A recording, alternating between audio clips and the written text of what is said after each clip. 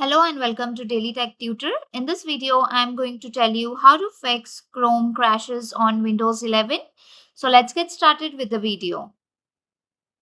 So the first thing which you need to do is make sure that you have deleted all the tabs, unnecessary tabs. You have closed that which you are not using. You need to click on this cross icon for each tab and just cancel it.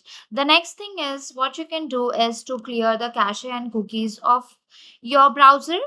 How to do that is click on three dots that you will see at the upper right side, and here you will see an option of deleting browsing data.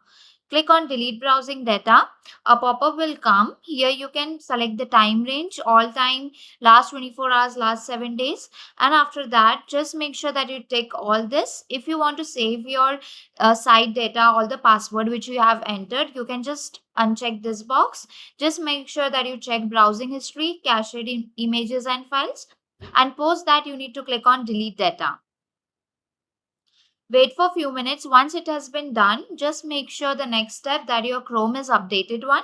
How you can do this is scroll down till the end. Here you will see an option of About Chrome. Go to this About Chrome and here you will get an option of Update. So right now for me updates are disabled. You can click on this Updates over here and it will automatically get updated. Make sure you're using the updated version, the latest updated version.